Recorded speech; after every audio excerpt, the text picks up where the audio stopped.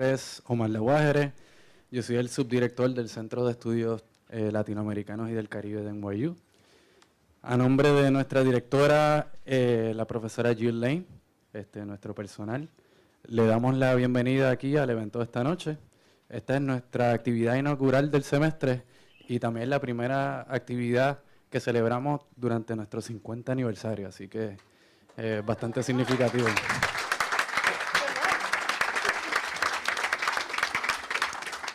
CLACS, para los que no conocen de CLACS, de nuestro centro, es un programa académico reconocido por el Departamento de Educación de Estados Unidos como un recurso nacional. Esto para promover el entendimiento de los asuntos de nuestra región y la educación en lenguas poco enseñadas, que en nuestro caso se trata del quechua y del creol haitiano. Es con ese objetivo y gracias a los fondos, gracias. Es con ese objetivo y con los fondos que nos provee el departamento que realizamos actividades públicas como la de esta noche, para servir al enriquecimiento de nuestros estudiantes, de la comunidad en NYU y la comunidad latinoamericana y caribeña en la ciudad.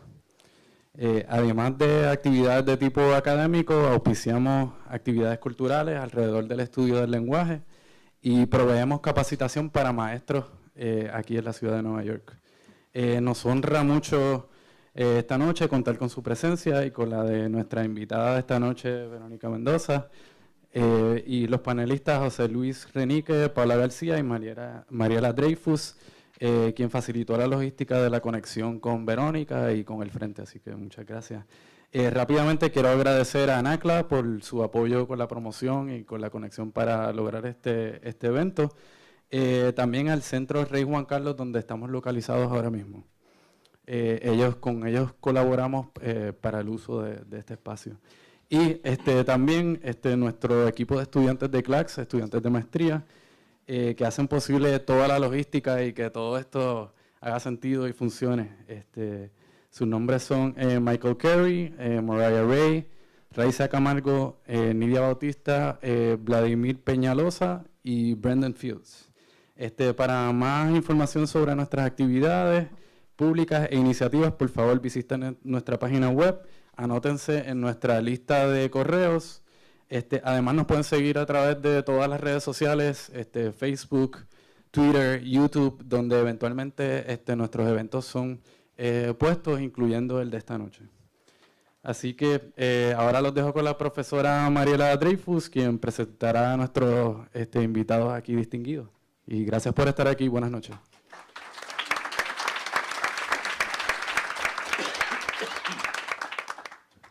Buenas noches. Gracias por la presencia y la puntualidad. Quiero agradecer a CLACS, a Jill Lane y a Omar por haber sido tan receptivos al aceptar la organización de este evento en un momento que era un poco crucial a finales del verano. Quiero decir también que esta ha sido una organización colectiva, armada con mucha armonía y solidaridad y una buena dosis de humor que siempre hace falta también. Entonces, es un honor para mí presentar a Verónica Mendoza y al panel integrado por José Luis Renique y Paula García. Verónica Mendoza es una líder admirable por muchas razones, algunas son muy claras. Verónica electrizó al Perú con una campaña brillante en la que logró 3 millones de votos y victorias en 600 de los 1.600 distritos del Perú, y su performance electoral ayudó a colocar una bancada de 20 congresistas, el mejor resultado de la izquierda en décadas. Sin duda, José Luis Renique, el estudioso que más atención le ha prestado a la izquierda peruana, ayudará a poner a Verónica y al Frente Amplio en el marco histórico, pero hay algunas otras razones no tan evidentes. Curiosamente, no evidentes porque debieran serlo, pero nuestras formas de ver el mundo las hacen invisibles. Verónica es una mujer joven, con una proyección enorme en un mundo que cambia y que reta a los esquemas normales de hacer política. Hace solamente un par de semanas, las mujeres del Perú salieron masivamente a las calles a protestar contra el feminicidio y otras formas de violencia y marginación, el movimiento Ni Una Menos, y Verónica estuvo ahí, como lo ha estado antes, para reclamar por los derechos reproductivos de las mujeres, por las personas LGTB, por el Estado laico y por muchas otras causas que son anatema en un país ultraconservador y machista como es el Perú. Paula García, cientista política que es parte del movimiento No Sin Mujeres y de la red de politólogas, sin duda tendrá mucho que decir sobre esta irrupción del género en la política peruana.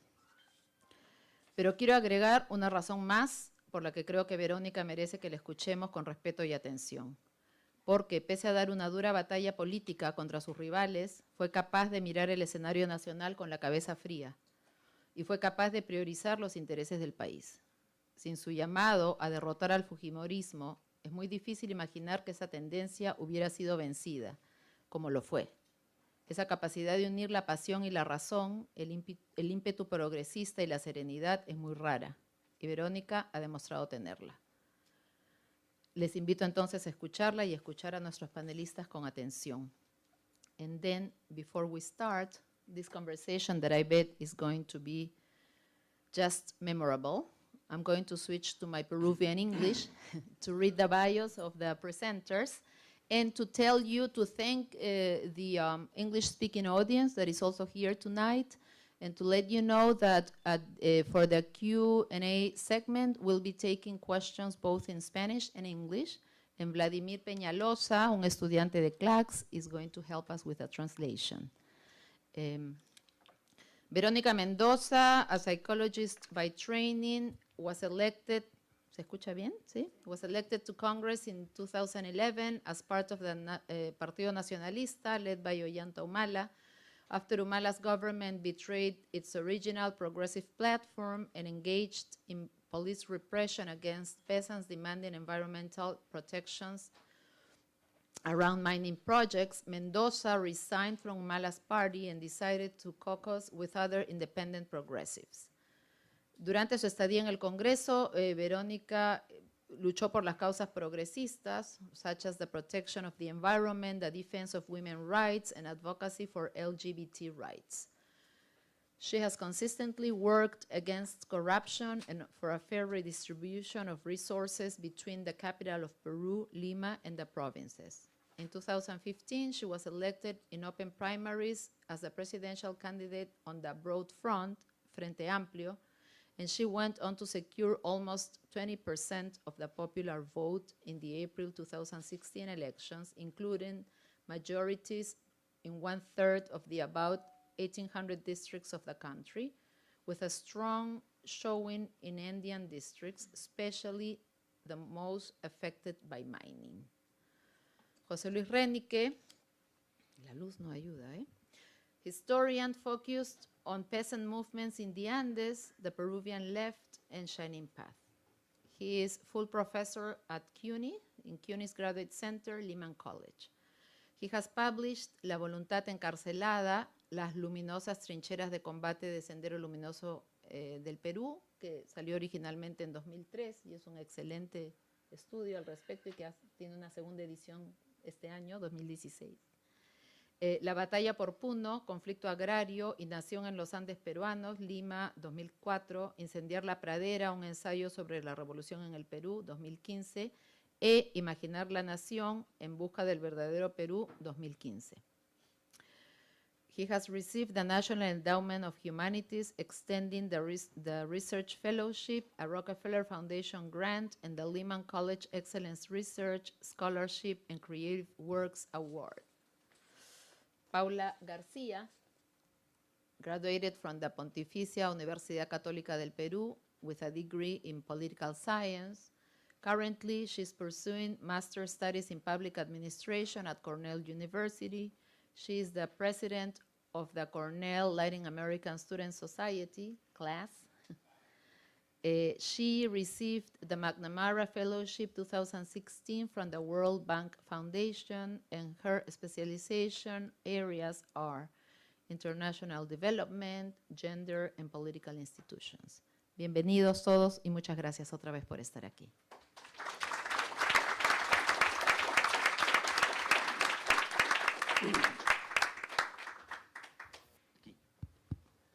Bueno, me toca comenzar. Gracias por la invitación que me permite tener el privilegio una vez más de conversar con Verónica. Mi aproximación, como se deduce de la presentación de Mariela, viene del lado académico.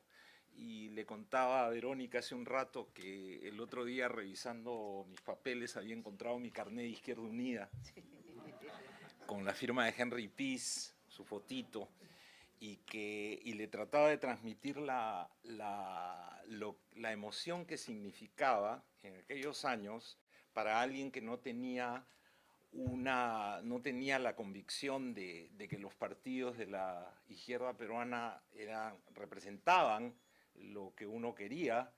Era una enorme emoción sentir que surgía un frente, un ente al cual uno se podía acercar y sentirse un participante activo sin necesidad de comulgar con un cierto decálogo ideológico o algo por el estilo.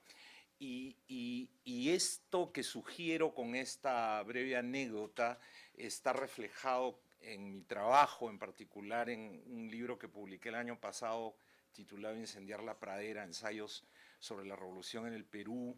Y si me permiten, hay así una distinción que me puede ser útil en este momento para introducir algunas preguntas, algún diálogo con Verónica, porque ahí lo que yo hacía es hacer una distinción entre tradición radical e historia de la izquierda.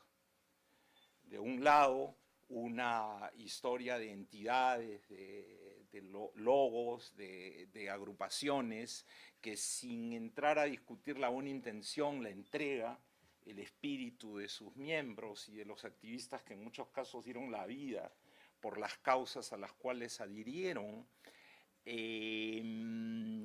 había, por las características mismas del Perú, sufrido de una serie de problemas, de un complejo de dificultades que hacían que pudiese describirse la historia de la izquierda peruana como algo que comenzó en nota de utopía y terminó en nota de tragedia.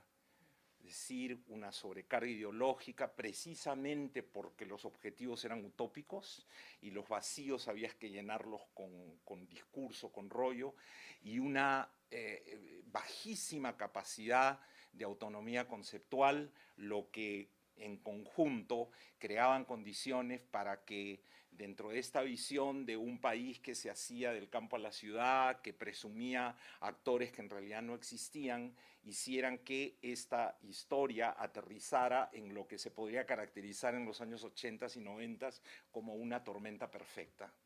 Es decir, creo que la mayoría aquí puede entender a qué me refiero. Lo importante es subrayar cuáles fueron los efectos de esta tormenta perfecta. Un país inficionado de conservadurismo, con muy poca confianza en nuevos liderazgos, con una visión bastante primitiva de la política, etcétera, etcétera. Yo tuve el privilegio de conocer a Verónica hace poquito más de un año, en una reunión en la cual tuve la fortuna de enterarme o de escuchar a Verónica cuando todavía no era Verónica. O sea, en ese momento en que estaba a punto de tomar una decisión que me imagino le ha cambiado la vida a ella, a su familia y a todos nosotros por añadidura. Sin querer ponerte las responsabilidades así gratuitamente sobre los hombros. Pero lo que a mí me llamó la atención era que me encontré con una persona que hacía preguntas prácticas, que tenía un escenario bastante claro, que no hablaba en tono ideológico, que expresaba una frescura que evidentemente provenía de que había entrado al territorio de la izquierda por un lado personal propio, no por el camino de la ideología ni por el camino de las cúpulas, sino por el camino de una confrontación con el partido al cual ella había adherido, al cual en la práctica comprobó sus limitaciones y tomó una opción producto de una situación humana, concreta, de gente que se enfrentaba, que decía y que ponía a prueba al partido en el gobierno. Ese era el inicio de su carrera y para mí lo que hemos visto en este año muestra que había por lo menos un par de dinámicas que no las estábamos viendo con claridad hasta ese entonces. Primero, que había un radicalismo en estado de latencia que no quería tener mucho que ver con esa historia de la izquierda que aludí antes y que Verónica lo tocó para que convirtiera su campaña en una campaña que le disputó a aparatos políticos bien abastecidos por una serie de fuentes financieras, y en segundo lugar, que había un eco, una necesidad de diálogo con un liderazgo que aparecía transparente, hablando en sencillo, que venía del Cusco, que hablaba quechua y que estaba preocupado por cuestiones que dentro del modelo no tenían lugar, como se había podido comprobar a lo largo de los últimos años. Volviendo a mi plano más académico, yo me preguntaba desde hacía tiempo dónde va a aterrizar todo esto. ¿Vamos a ser el único país latinoamericano sin izquierda? ¿Podremos tener alguna vez una izquierda que le dé al sistema de partidos políticos un balance fundamental para poder avanzar hacia la democracia?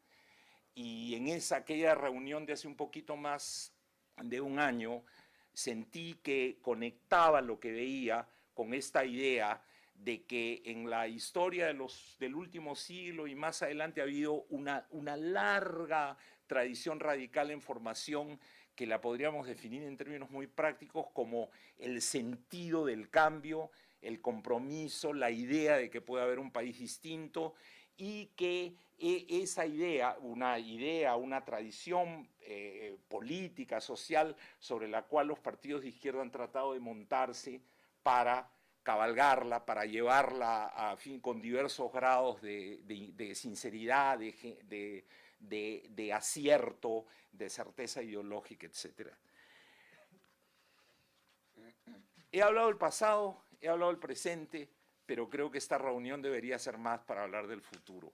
¿Cómo transformar aquello? Yo recuerdo que uno de los amigos que estaba en aquella reunión, Nelson Manrique, te preguntaba si estabas, como dicen en inglés, do you have the fire in the belly, ¿no?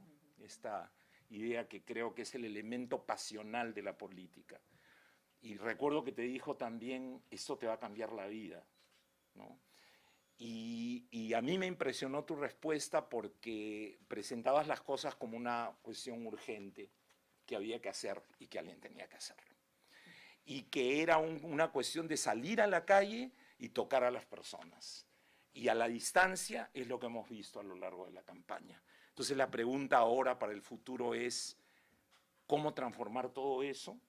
¿Qué has visto y qué has escuchado? ¿Qué te han dicho? ¿Qué gasolina es la que el país te ha puesto? Que has llegado hasta acá y que estás aquí con nosotros. ¿Y cómo les vas a responder? ¿Cómo les vamos a responder? ¿No? Es decir, cómo ese material, no tan visible, ahora venía recordando que la última vez que había estado en una reunión con un dirigente de la izquierda peruana había sido con nuestro querido amigo Javier Descanseco, a quien nunca cesaré de saludar con enorme respeto, y que un poco lo normal en aquella época, al introducir a un político de izquierda, era hablar de cuán mal estaba el Perú, ¿no? Pero en el discurso y aquí con eso quiero terminar, de Verónica, hay como punto de partida la admisión de que hemos crecido, de que la pobreza ha retrocedido, de que hay un país lleno de aspiraciones, y estas son palabras que ella pronunció en el anuncio público de la fundación del movimiento Sembrar. Ella dijo, estos ejemplos nos muestran que aquí se está germinando una revolución con todas sus letras, una revolución de la gente y con la gente. Hay que revolucionar. Nosotros no le tenemos miedo a esa palabra. Para cambiar las cosas hacen falta reformas profundas, no maquillajes. Por ejemplo, para garantizar que la educación sea democrática para todos y que sea de verdad una herramienta para emancipar a los ciudadanos. Para eso necesitamos revolucionar la educación, para eso estamos aquí, para revolucionar la política, afirmando la ética, la vida, la dignidad y la diversidad. Desde Sembrar esta lucha, desde Sembrar vamos a poner nuestro granito de arena, pero para este proceso nos necesitamos todos, la patria nos necesita. Empezamos a arar esos surcos para empezar a sembrar. Ha llegado la hora. Patria, democracia, educación, reivindicaciones concretas, eso no era el lenguaje de la izquierda hace 20 años. Y eso es lo que tenemos ahora, y tenemos la fortuna de tener un liderazgo in the making. Hacia dónde vamos a ir, con qué instrumentos, ese es el tema para mí esta noche. Gracias.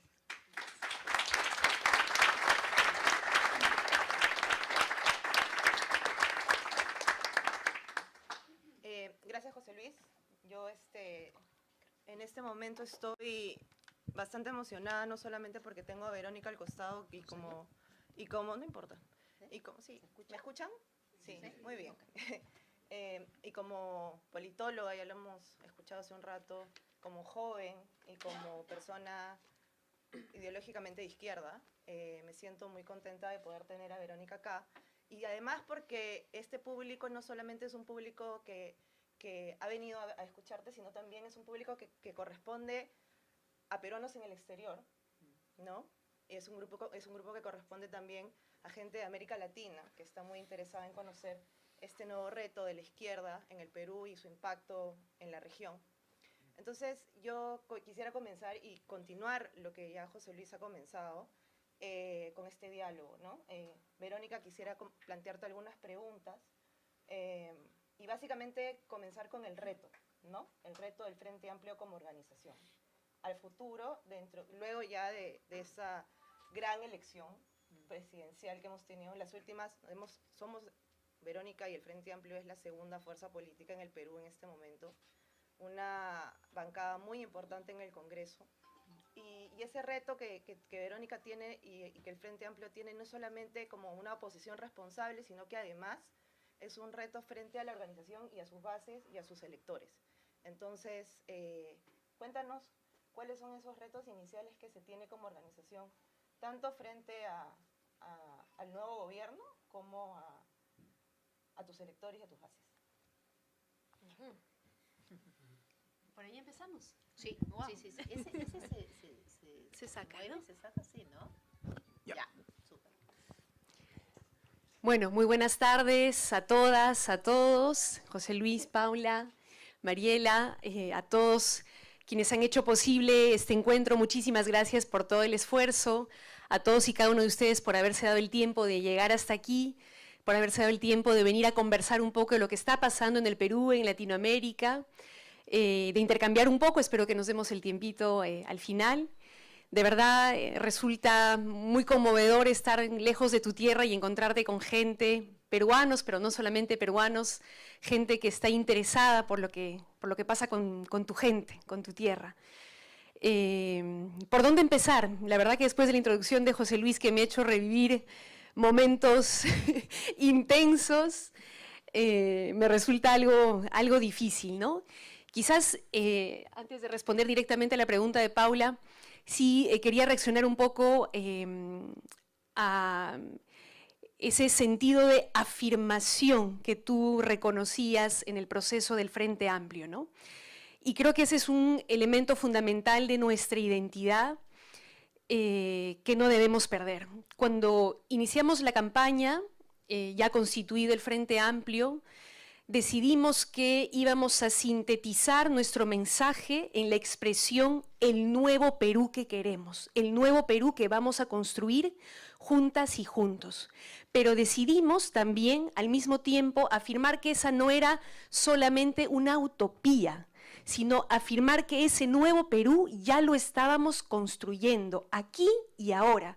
Lo estaban construyendo las familias peruanas en sus luchas cotidianas por sobrevivir, los colectivos que en los barrios luchan contra la corrupción, que ese nuevo Perú lo estamos construyendo aquellas comunidades campesinas, indígenas, que luchan por defender sus territorios de la depredación, de la contaminación, por nuevos modelos de desarrollo que les permitan valorar su conocimiento, su sabiduría, que ese nuevo Perú estaba en los jóvenes que se movilizaban en las calles multitudinariamente, denunciando, por ejemplo, la pretensión del gobierno de imponerle un régimen laboral juvenil con derechos recortados, que además eran capaces no solamente de denunciar esa pretensión, sino de proponer una alternativa de norma y de política para generar empleo juvenil, que ese nuevo Perú estaba también en las mujeres que cada vez más valientemente salían a las calles a hablar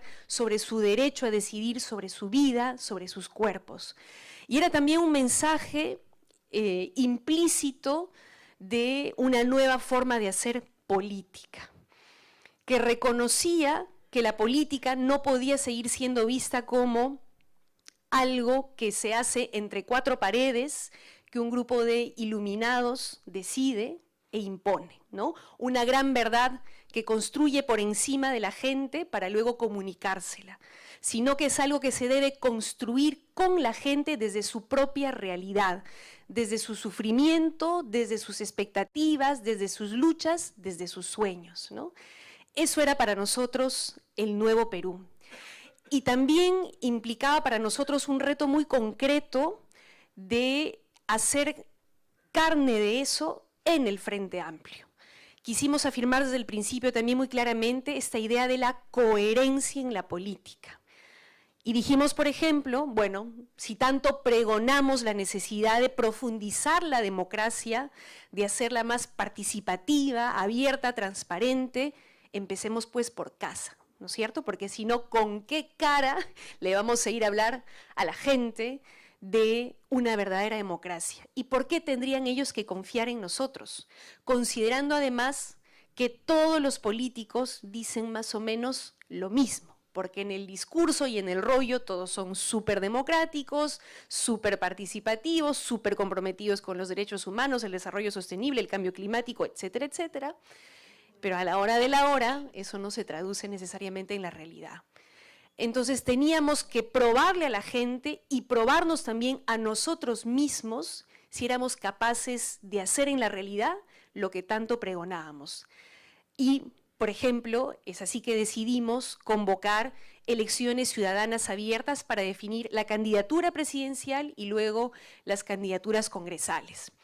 Algo que aquí y en otros países es, digamos, algo perfectamente común, que en el Perú era en realidad algo totalmente innovador, ¿no? Un país en el cual las candidaturas se definen por la billetera, por el apellido, porque el partido tiene dueño y ese dueño entonces es automáticamente el candidato, ¿no?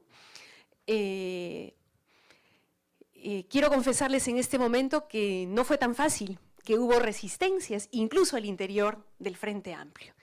Algunos de nuestros compañeros, y mentiría si dijera que yo estuve segurísima desde el primer momento, también tuve mis dudas, temían que no tuviéramos ningún éxito, ¿no? Porque teníamos todos instalada esta idea de que el desencanto respecto a la política era tal que los ciudadanos no iban a movilizarse para ir a elegir un candidato presidencial de un frente que tenía apenas 2 años, con precandidatos que no éramos precisamente de los más conocidos en la esfera pública, mediática, ¿no?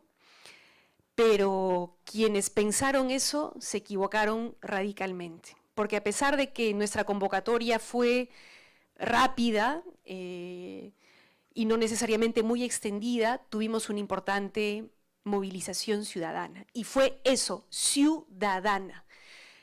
Familias, viejos militantes de izquierda, jóvenes, mujeres, campesinos. Tuvimos elecciones ciudadanas abiertas en Espinar, en Chumbivilcas, en la Sierra Sur, ¿no es cierto?, en zonas campesinas como las tuvimos en Barranco, en Miraflores, en Nueva York.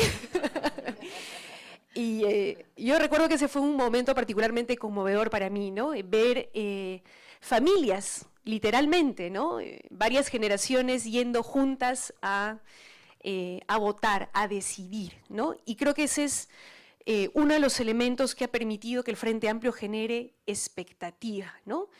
Esta idea de que nosotros sí hacemos lo que decimos, para empezar, pero también esta otra idea de que tú eres parte del cambio. La decisión está en tus manos, ¿no? Tú puedes hacer que este país cambie y nosotros te estamos invitando a participar, ¿no? Y eso es algo que, pensando en los retos, Paula, creo que tenemos que mantener y profundizar y mejorar los mecanismos para ello, ¿no? Y salto un poco al momento en el que estamos actualmente en el Frente Amplio. Hemos concluido la campaña electoral. Hay una enorme expectativa y demanda ciudadana de participar en el frente. Y tenemos hoy el importante reto de garantizar que se constituya un espacio lo suficientemente abierto, plural, dinámico, vivo, como para que todos esos ciudadanos que no querían hacer política y ahora sí la quieren hacer, se sientan parte del frente, ¿no? Y puedan enriquecerlo y mantenerlo vivo. Al mismo tiempo que nos institucionalizamos mínimamente, porque si queremos tener incidencia en la dimensión institucional, estatal, también requerimos, ¿no?, de un mínimo de estructura para lograr estos efectos, ¿no? Entonces, estamos encarando ahorita ese reto. No tenemos una respuesta acabada, es algo que queremos construir también de manera colectiva. Tenemos un congreso ahora en septiembre del Frente Amplio, donde la idea es que los ciudadanos, los activistas del Frente Amplio definamos juntos de qué manera nos organizamos que garantice la institucionalización del Frente, al mismo tiempo que mantenemos su dinamicidad, su diversidad, que es lo que hace su riqueza, ¿no? Y cómo construimos un frente para la historia, rompiendo con esa tradición de maquinarias electorales que se activan para determinado proceso electoral, que luego entran en hibernación para volver a activarse faltando unos meses para las elecciones, ¿no? Nosotros sí entendemos la política como un ejercicio colectivo y cotidiano. Ese es otro reto para el Frente Amplio, ¿no? Tenemos, por un lado, la enorme responsabilidad de una bancada de 20 congresistas, la segunda fuerza en el Parlamento Nacional, aunque eso es relativo porque la primera fuerza tiene 73 parlamentarios, ¿no es cierto?, con lo cual pueden hacer lo que les dé la gana más o menos en el Parlamento, pero es igual una plataforma, un espacio muy importante para dar voz a aquellos que no tenían voz, los indígenas, las mujeres, los pequeños productores, la comunidad LGTBI, para levantar agendas que logramos posicionar un poco en la campaña electoral que antes eran censuradas o criminalizadas. Tenemos la importante responsabilidad de defender los derechos ganados, porque sí creemos que con el actual gobierno, empujado además por el fujimorismo, hay serios riesgos y amenazas de retroceso en cuanto a derechos laborales, derechos sexuales y reproductivos, derechos de los pueblos indígenas. Desde el punto de vista económico también creemos que hay serias amenazas respecto a una profundización de la lógica extractivista, ¿no? Esta idea de depender de grandes inversiones que lamentablemente muchas veces depredan el territorio en lugar de promover los diversos sectores de la economía que podrían ser potenciados de manera mucho más fuerte, como la agricultura, el turismo, etcétera. Nos va a tocar entonces asumir ese rol, pero al mismo tiempo y guardando estrecho vínculo con esta dimensión institucional, queremos seguir ahí desde donde nacimos, que es el movimiento social y ciudadano, ¿no? En la lucha, en la disputa de los sentidos comunes, en los territorios, en los barrios, con las comunidades, acompañando sus demandas y luchas concretas, por agua potable, por servicios públicos, por espacios públicos, por manejo transparente de los recursos de sus municipios, sus luchas por reivindicaciones culturales. Queremos estar ahí también con ellos, ¿no? Y desde esas demandas cotidianas, concretas, seguir alimentando nuestra propuesta programática, ¿no?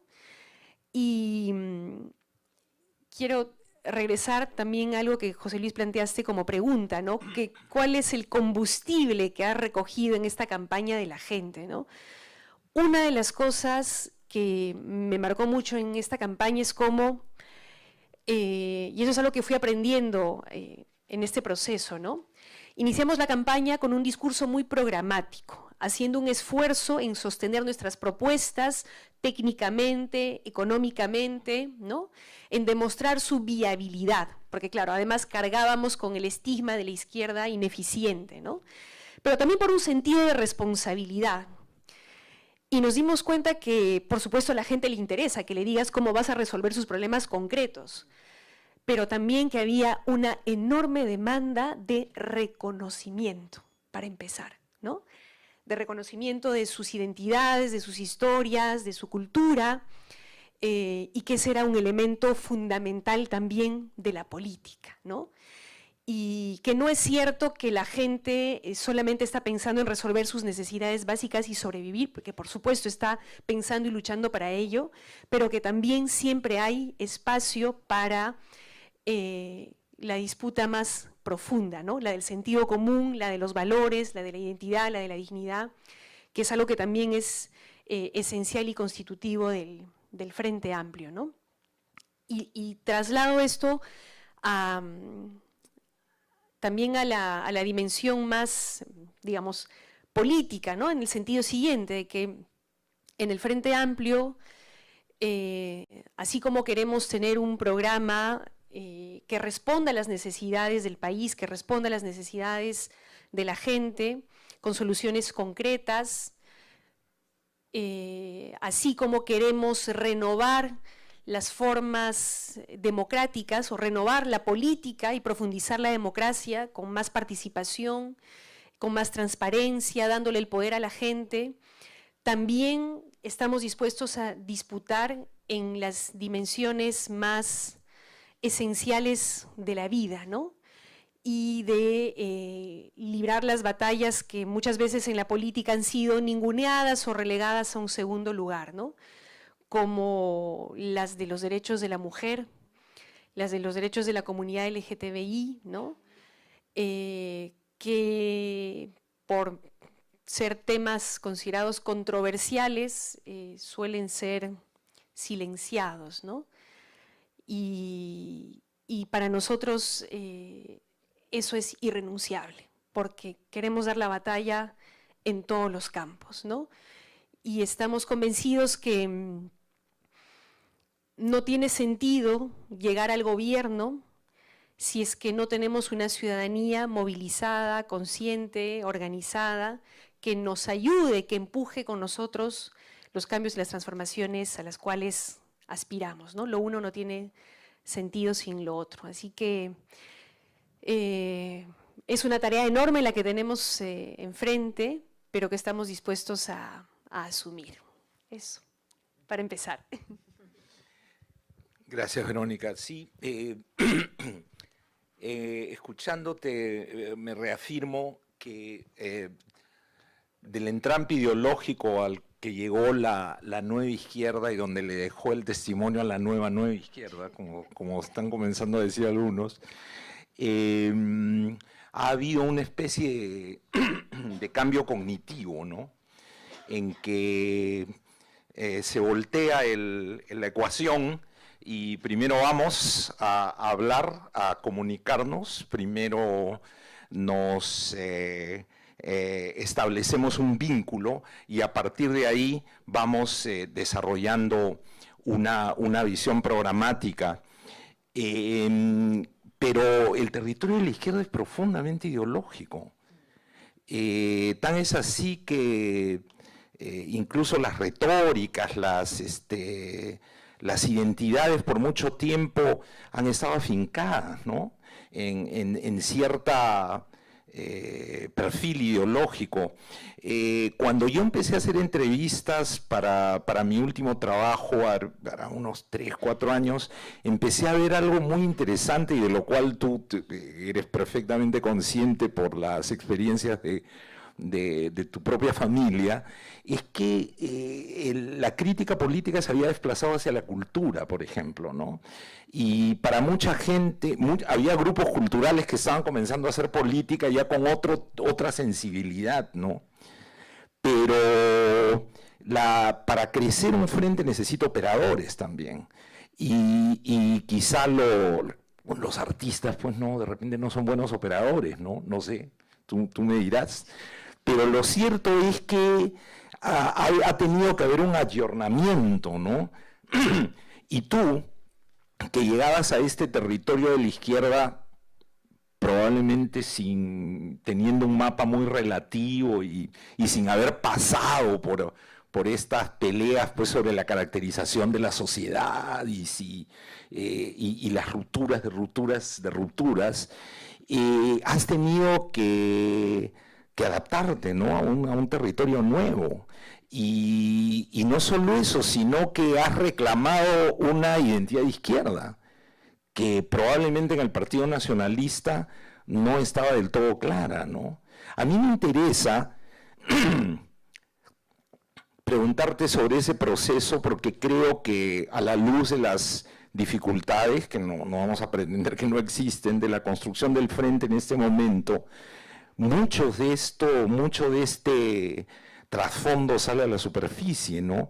Y uno a la distancia tiene la sensación de que lo nuevo está ahí, dispuesto no solo a seguir naciendo, sino a correr, pero lo viejo no termina de morir, ¿no? ¿Cómo te ubicas frente a eso y de qué manera puedes abrir el tema de una forma en que nosotros también podamos entender eso y ver qué podemos hacer para ayudar?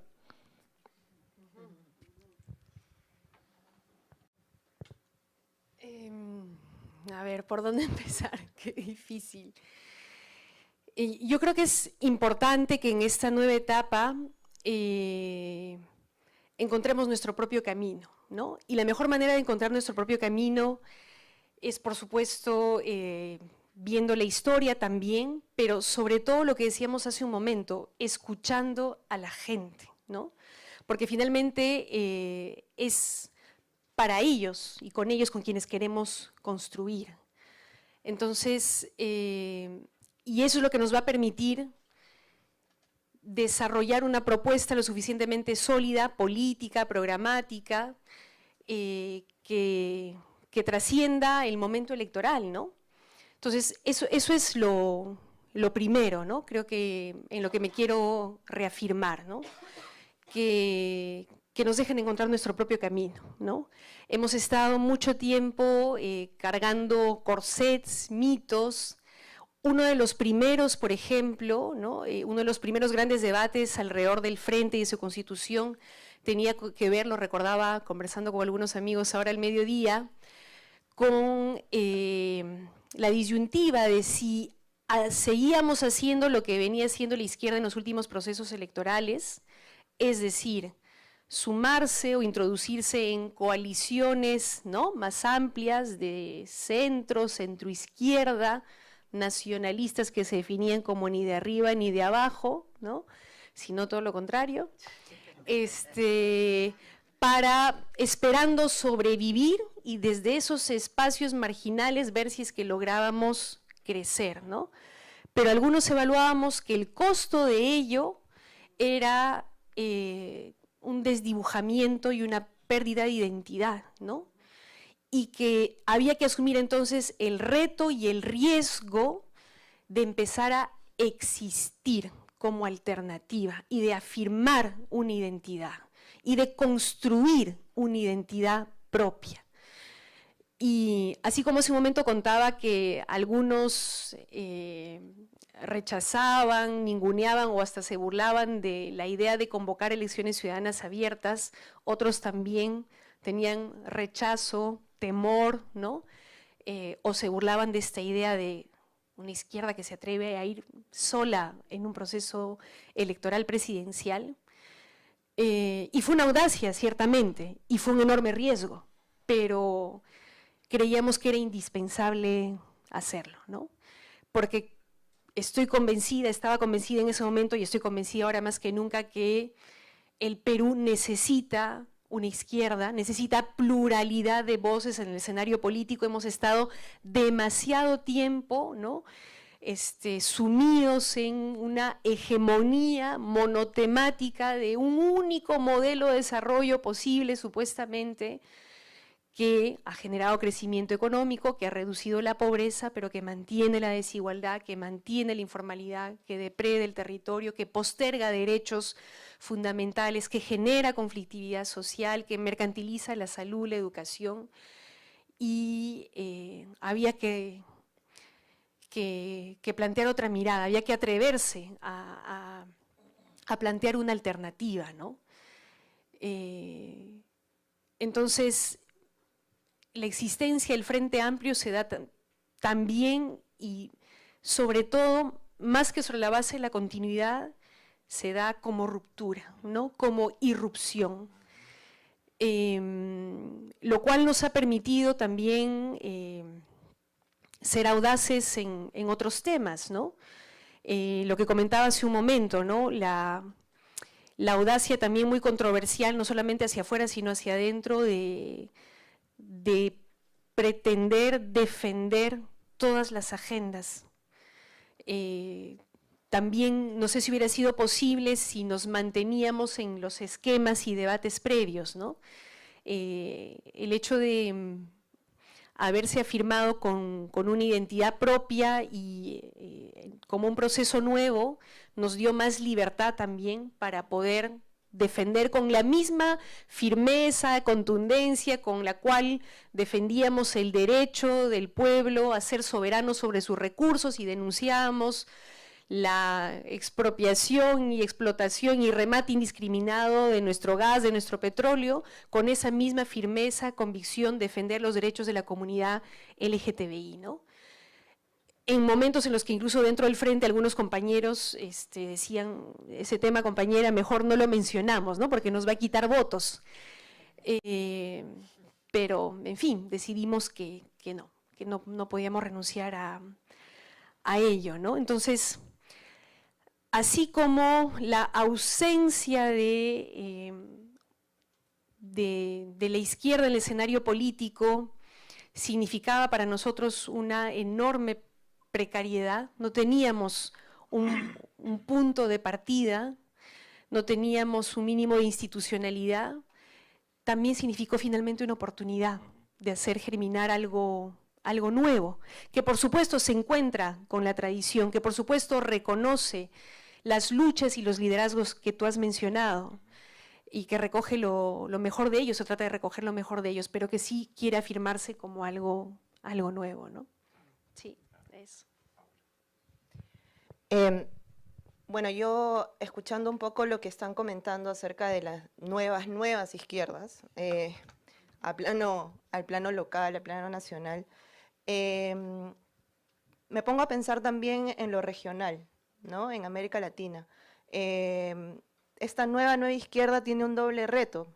Tiene el reto de salirse de esta lógica que tuvieron los gobiernos en esta primera década, los gobiernos de izquierda, de corrupción, conectados con caudillismos, criticados por sus modelos económicos, ¿no? Salirse de eso y renovar ese pensamiento. Y al mismo tiempo, esta nueva izquierda tiene el gran reto de poder plantear agendas que incluyen los derechos humanos, la justicia social, los temas medioambientales, en países que ahora están dando un giro a la derecha y que al mismo tiempo están incluyendo una lógica muy conservadora, ¿no? Entonces, hay choques con respecto a estos movimientos, por ejemplo, el movimiento LGTB, ¿no? Hay países en que la lógica es tan conservadora que no podemos ni siquiera tener ese tipo de discusiones, ¿no? Entonces, ¿Cuál consideras tú, Verónica, que en este caso es el reto más complicado, ¿no? Han habido, por el interés que la comunidad internacional tiene ahora con el Frente Amplio, tú has sido invitada a muchos países de la región para poder hablar y conversar sobre esta izquierda, has sido invitada por organizaciones políticas de izquierda, entonces seguramente ustedes se han planteado también estos retos, ¿no?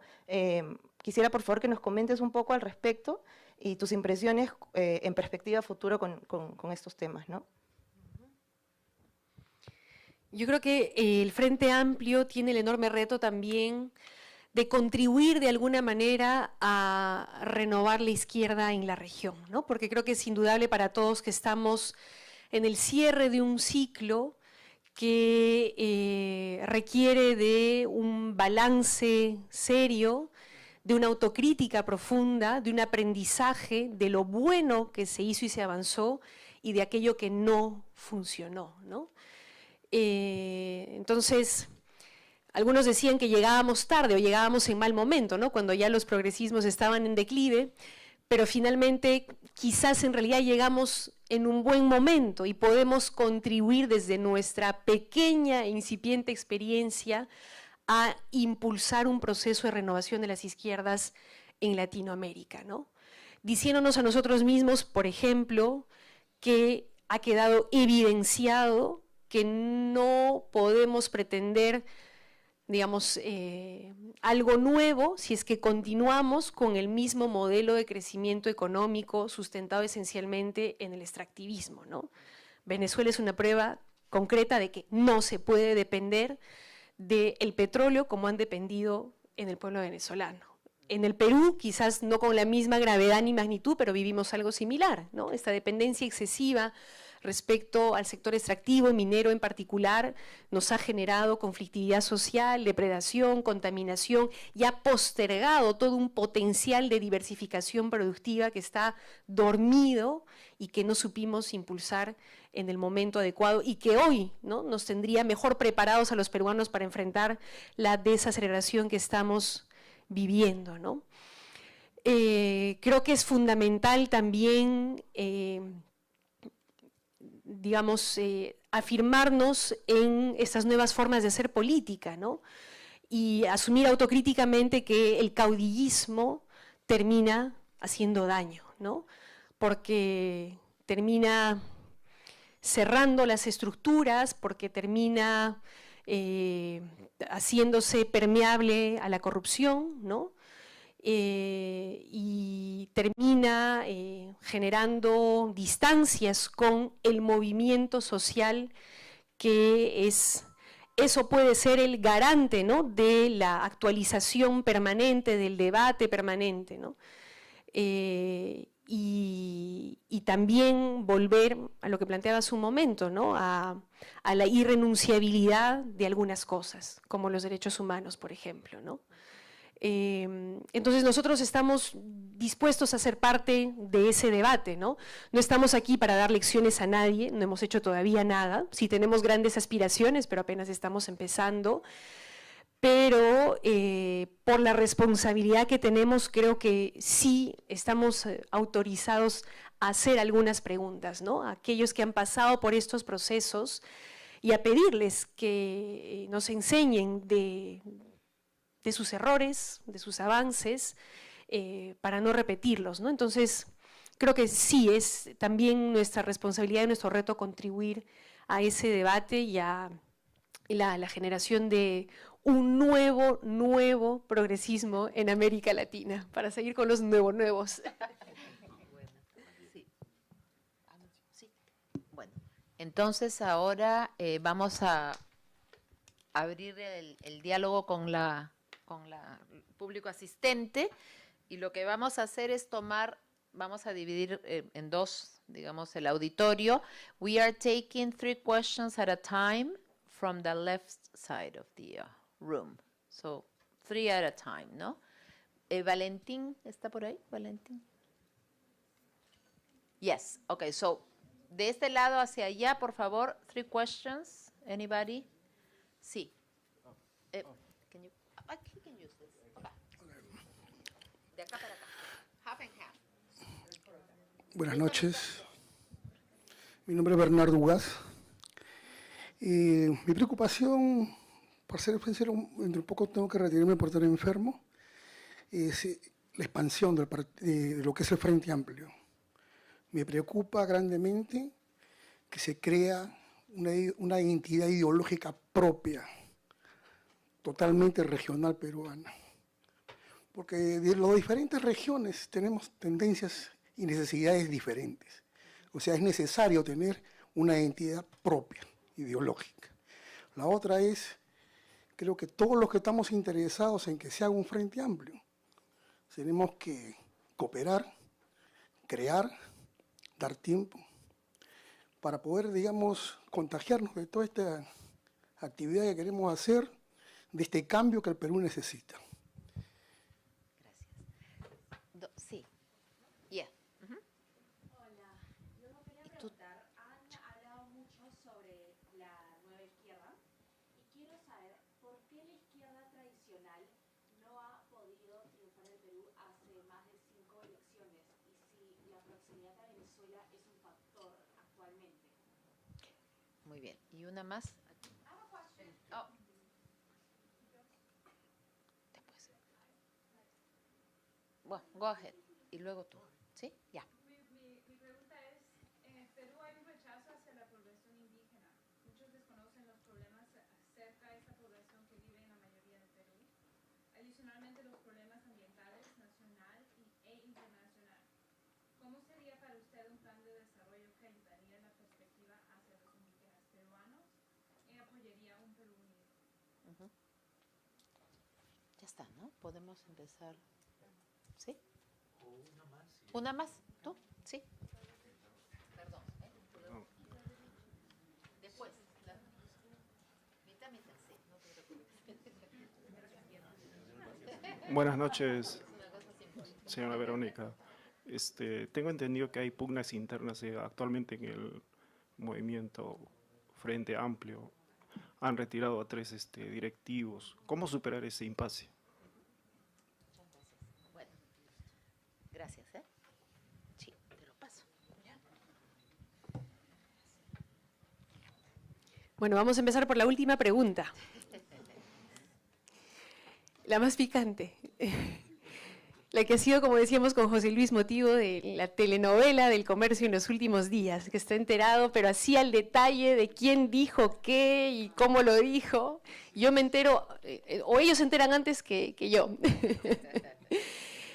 A ver, el Frente Amplio, antes de la campaña electoral, era una agrupación de pequeños partidos políticos, organizaciones sindicales, indígenas también, eso a nivel nacional. Claro, cada región también tenía su propia estructura.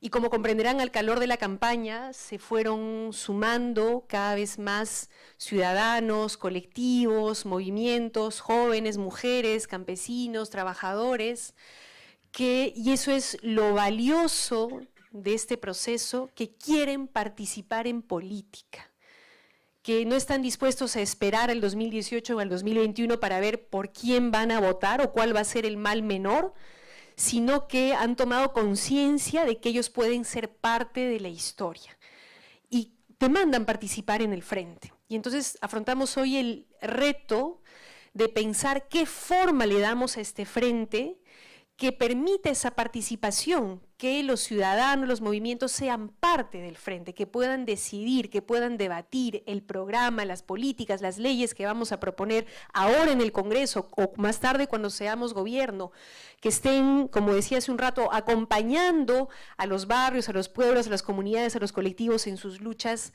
cotidianas, que puedan decidir en el frente también quiénes son nuestros voceros, nuestros representantes, nuestros candidatos, ¿no? Y entonces estamos en ese debate, ¿qué forma le damos al frente para que, como decía también hace un momento, se formalice, se institucionalice, pero también guarde, ¿no?, apertura, dinamicidad, diversidad, que es esencial, ¿no?, esencial del frente, porque creo que también es esencial del Perú, ¿no? Creo que ese es un paradigma que tenemos que discutir y que asumir con más convicción y claridad, ¿no? Hemos pasado siglos y décadas de una voluntad política homogeneizadora en todos los planos, cultural, económico, cuando el Perú, su principal riqueza está en su diversidad natural, cultural, etcétera, ¿no? Entonces, una organización política que pretenda representar al Perú debiera ser también igual de diversa, ¿no? Y ese es un reto, porque no hay cultura política en nuestro país de convivencia en la diversidad, ¿no? Las izquierdas tradicionales más bien buscaban siempre, ¿no? La homogeneidad en el discurso, ¿no? En fin, en la ideología, pero también en las palabras exactas que tienes que decir para ser, ¿no?, el verdadero izquierdista revolucionario que esté a la altura de la historia, ¿no? Entonces, eso está en debate, ¿no? Y está atravesado de muchas preguntas, ¿no?, y temores. Un debate que tenemos que dar en el Frente Amplio, y bienvenidos todos aquellos que quieran darnos consejos e ideas al respecto, no hay ningún problema, es cuántos de nosotros queremos seguir en la esfera de la protesta, de la denuncia, de la visibilización de luchas y de agendas, y cuántos estamos dispuestos a mantener esa dimensión, pero al mismo tiempo ser gobierno, ¿no? No es fácil. Entonces, algunos prefieren, quizás porque se sienten más cómodos, quizás porque es más fácil, quedarse en la primera dimensión, ¿no? Y ven con desconfianza, con temor esta segunda otra. Pero el Frente ya anunció que iba a asumir el reto y la responsabilidad de la segunda, la disputa en el espacio estatal, institucional, ¿no es cierto?, la disputa de ser gobierno.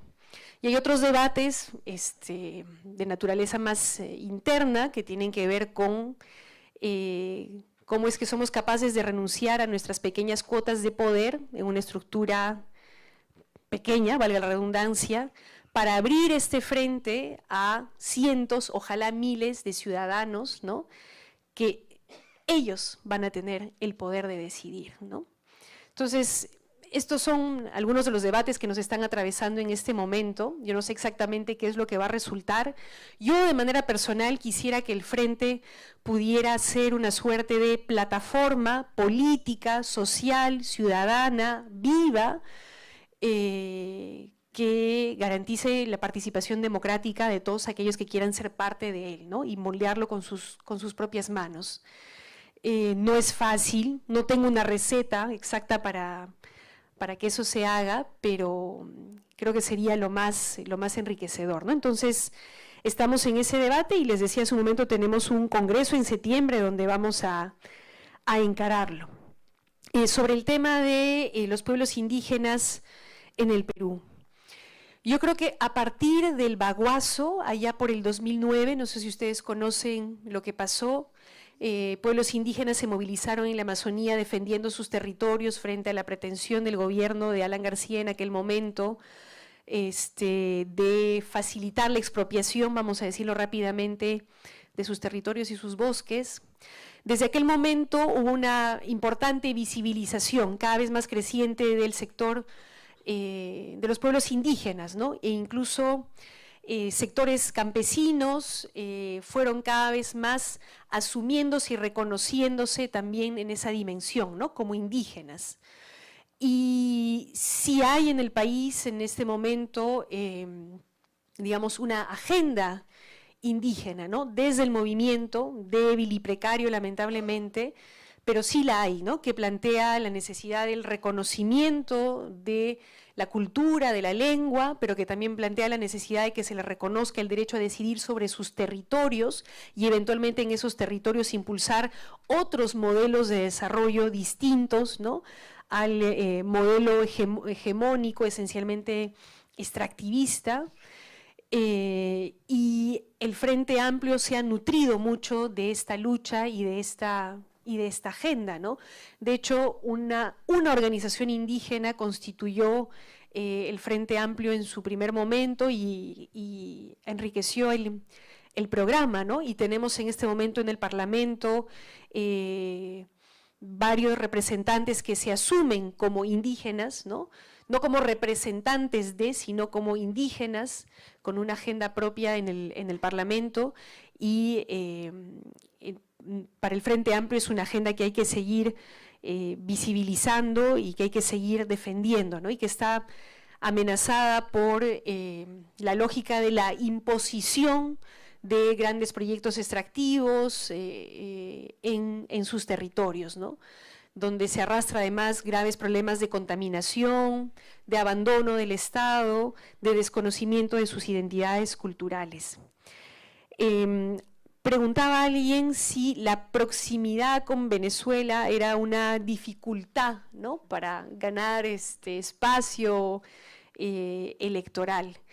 Lo curioso es que en el caso del Frente Amplio no hay tal proximidad con Venezuela, ¿no?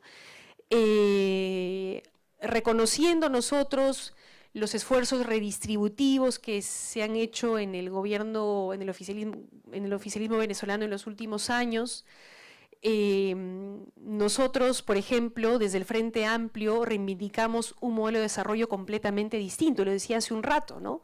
No estamos de acuerdo con la lógica puramente extractivista, con depender de la explotación del petróleo, del gas o de los minerales para sostener a un país, ¿no? Eso no es admisible, ¿no?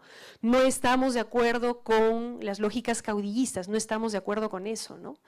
Entonces, más bien lo que sí hay es una utilización de una determinada visión de Venezuela para estigmatizar a la izquierda, ¿no? Y es cierto que no hemos sabido responder adecuadamente a esa estigmatización, ¿no? Hemos tenido dificultades para ello, no lo voy a negar, ¿no? Pero nosotros nos afirmamos como un proceso completamente distinto, ¿no? Y en esa línea vamos a seguir, ¿no? Sin dejar de buscar vínculos con estos procesos para impulsar procesos de renovación, ¿no? Eso. No, yo siempre eran el opuesto, ¿no?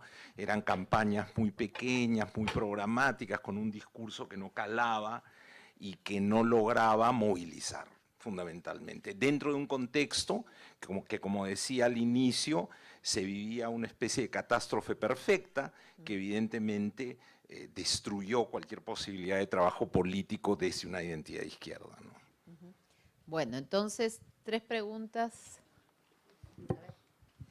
Verónica, muy halagada y en verdad que afortunados nosotros, toda la sala, de poder contar con tu presencia y tus palabras. Muy brevemente, ¿qué tenemos en 5 años de Frente Amplio? ¿Qué vamos a hacer para poder tener nuestra primera presidenta mujer? Y representando a la izquierda, por supuesto, la nueva izquierda. Gracias. A ver.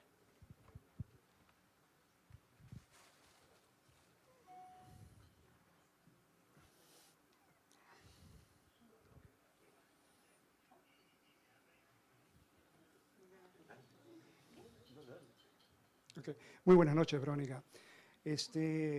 Yo quería, incidentalmente, referente al tema de Venezuela, que justamente se estigmatiza y se usa como caballito de guerra contra la izquierda, en una manera totalmente hipócrita y falsa, por supuesto, ¿no?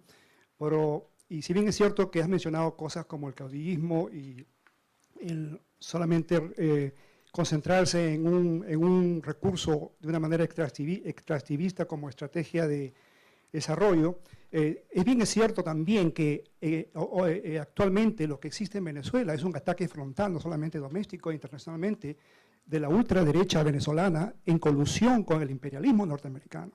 Esto se resume en, por ejemplo, organizaciones como la NED, USAID, que 18 millones de dólares públicamente de este gobierno ha sido para financiar grupos antigubernamentales en Venezuela. Entonces, dentro de este contexto, ¿no? Yo quiero, o sea, de lo que está pasando realmente en Venezuela, que es una guerra psicológica y de mentira y de campaña de la media corporativa que miente a la, digamos, y que los medios de programa no solamente repiten. La pregunta concretamente es esta, Verónica: ¿por qué la izquierda, quizás por falta de ignorancia o quizás estrategia, no sé, quisiera que respondas a esta pregunta, ¿por qué es que no ha respondido a esta altura, a esta postura de la realidad de lo que ocurre realmente en Venezuela en relación al imperialismo norteamericano, que no se ha dicho en las entrevistas que ustedes han tenido, Marisa Glave, etcétera, ¿no? ¿Por qué? ¿Por qué? Sí, gracias. A ver, breves, por favor, las preguntas, ¿sí? Al punto, sí. Buenas noches con todos, mi nombre es Leandra Requena. Señora Verónica Mendoza, me gustaría que me conteste algo que siempre he estado curiosa. Nuestro país es un país lleno de recursos. Y me pregunto, ¿cuál es la imposibilidad o por qué razón un país como Perú, que tiene la biodiversidad, que tiene recursos humanos y naturales, no puede industrializarse y poder ser un país muy diferente al resto, no permanecer en el tercermundismo o la falta de salir adelante de nuestro país? Buenas noches. Una pregunta puntual. Yo he trabajado 20 años en el Perú también, con campesinos, y he visto muchas realidades, igual que ustedes. También he pasado por Lima trabajando y ahora me encuentro aquí. Una pregunta muy puntual. A lo largo de la historia de la izquierda, como tema programático, he sentido, y yo pienso y pregunto a la vez, que quizá la salud debe ser un vector común a todos los peruanos. En este camino que les he comentado de trabajo, he visto que la gente está joven, luego envejece y luego padece. Entonces yo creo que mi pregunta es, ¿por qué la salud no ha sido, creo que para todos es, el eje de cualquier política, con una base programática?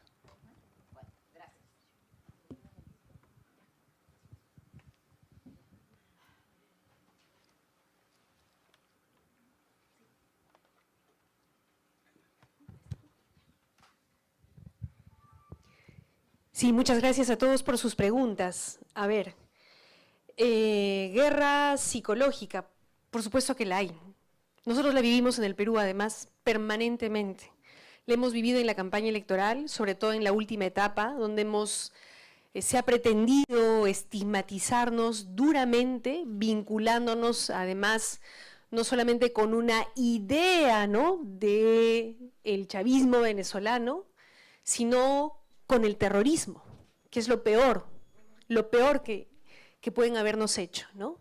Pero en una estrategia, además, que a fuerza de repetición ha ido calando, somos conscientes de ello, ¿no? Porque apela a temores genuinos de un pueblo peruano que ha sufrido muchísimo por el terrorismo, ¿no? Y aún hoy, de manera cotidiana, constante, tenemos una contracampaña hacia el Frente Amplio, buscando estigmatizarnos como tales, como violentistas, como terroristas, ¿no?, cuando la esencia del Frente Amplio es absolutamente contraria a eso, ¿no? Entonces, que algo similar ocurra en otros procesos, en Venezuela, en Ecuador, en Bolivia, seguramente, por supuesto que sí, y nuestra plena solidaridad con quienes sufren estigmatización o guerra psicológica. Pero eso no puede tampoco hacer que nos tapemos los ojos y no seamos capaces de ver lo que no estamos haciendo bien, ¿no? Eso por un lado.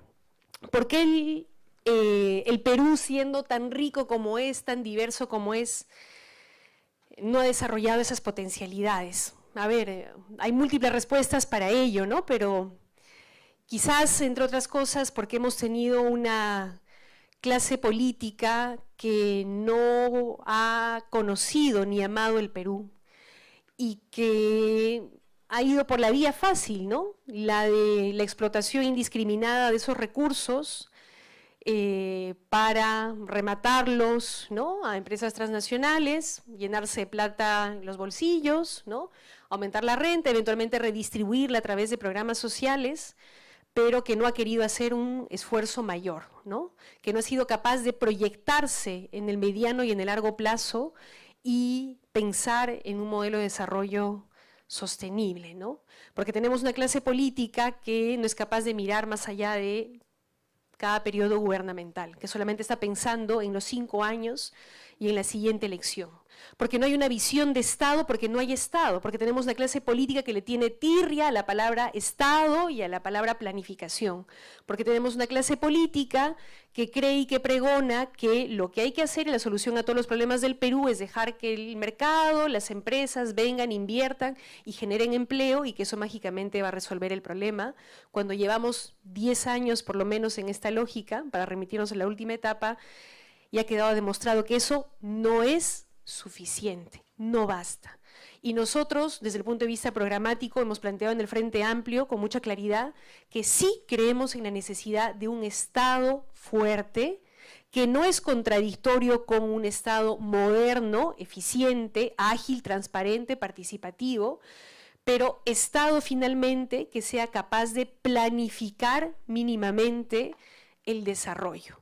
Y eso empieza por identificar las potencialidades que tenemos, porque ni eso se conoce a cabalidad, ¿no? El último gobierno, y para darle un poco de rédito, hizo un esfuerzo al final, y creo que en algo contribuimos en ello, impulsando el debate, en diseñar un plan de diversificación productiva, que consistía en diálogo con universidades, con inversionistas, con productores locales, identificar las potencialidades de cada territorio, ¿no? Café, frutas, en fin, agro, turismo. Y recién se estaba haciendo eso hace unos años atrás. O sea, no tenía el Estado, ¿no?, un reconocimiento de esas potencialidades, porque lo resolvía todo simplemente explotando nuestro gas, nuestro petróleo y nuestros minerales, ¿no? Entonces empieza por ahí, por reconocer esa potencialidad y diseñar entonces una estrategia de desarrollo sostenible a partir de esa potencialidad, pensando no solamente en el crecimiento económico, la plata, que es fundamental, sino pensando también en otros factores, la generación de empleo, la sostenibilidad ambiental, ¿no? Pero de eso no se habla en el Perú.